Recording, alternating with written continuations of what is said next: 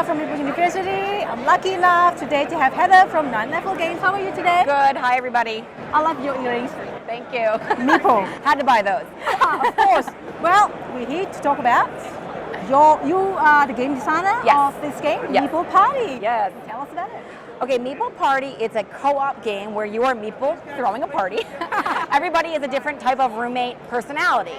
Your flirt, jerk, party animal, wallflower, and your cool roommate.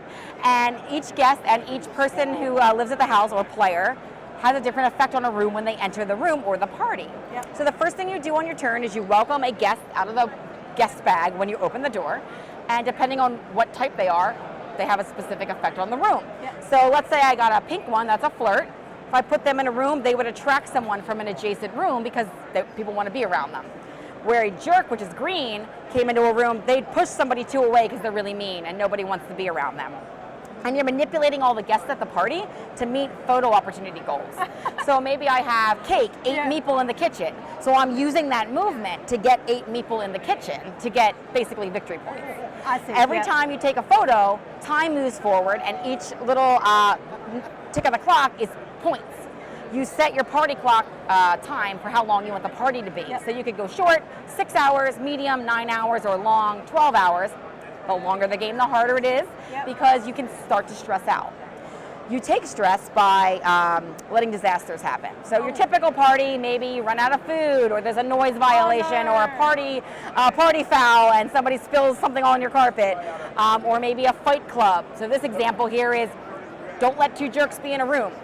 If 2 jerks are in a room, a fight would break out. So if I can't avoid that, we'll take stress. Yeah. Once everybody has 3 stress, which is the max stress, we shut the party down and we kick everybody out. It's very realistic. Yes, it's a little bit too real sometimes. So you're trying to mitigate the stress while getting enough points and photos to get through the party. There's ways that you can help other people out. So if I ever take both my photos, I can relieve a stress.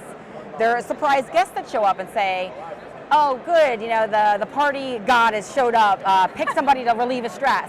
Yeah. Or maybe take a stress because a bad thing happened, like the cops showed up. Yeah. That kind of thing. So you're mitigating that, you're working together to set the next player up to take their photo or to avoid the stress.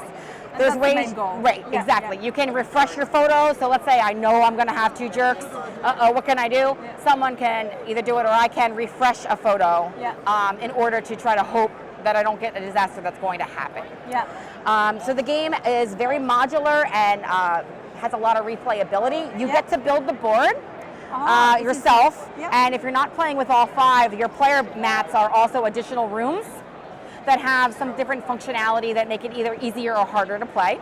Yeah. So it is like preset or slightly random. Exactly, there's preset rooms you have to play with that will be referenced on the card. So say kitchen, living room, bedroom, you have to play with those. But then the hot tub or the office, for example, could be extra that you could play with.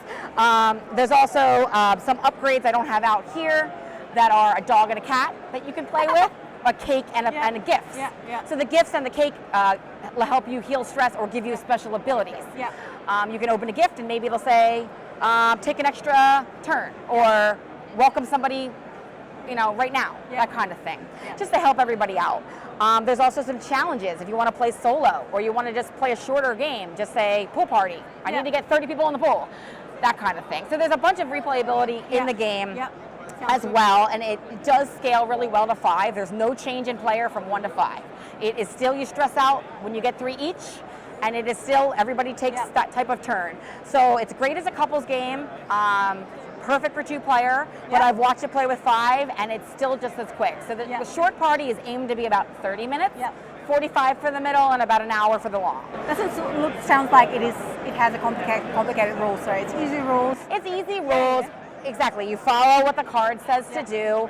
You can talk about how you want to move people around, but ultimately it's your turn. It's for you to make the decision.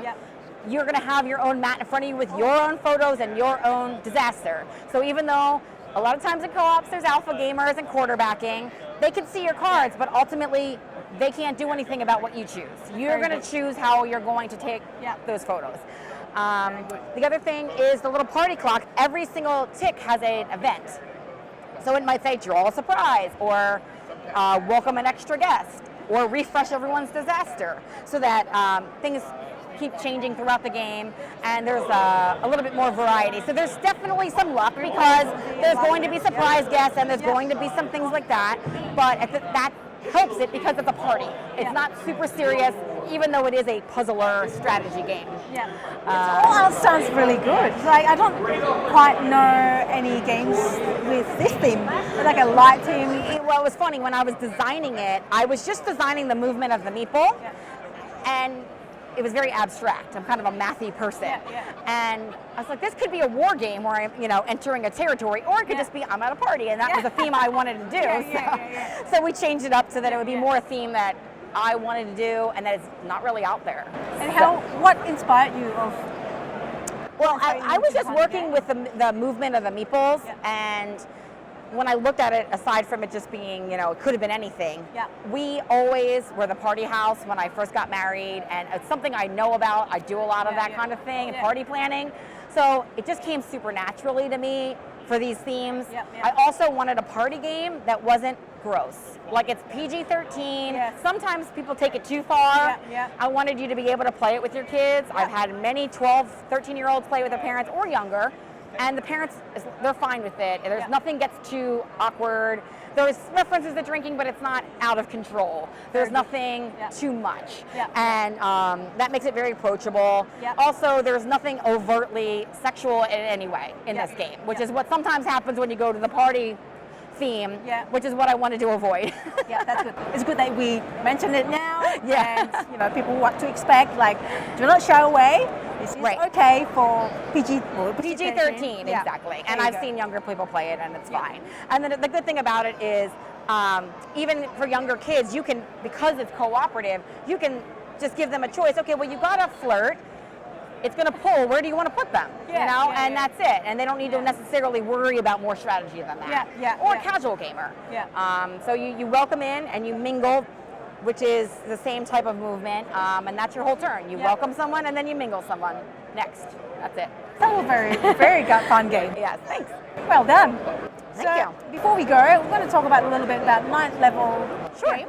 So I know that this is not the first time, you've got other games as well. This is the first game I've designed by myself. So I did Schrodinger's Cats, came out a couple years ago with 2 of my other partners, and I've developed a lot of different games.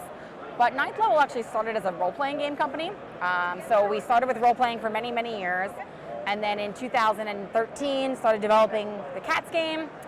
And after the success of that, we decided to start making some of our board games that we've had in our mind for a while.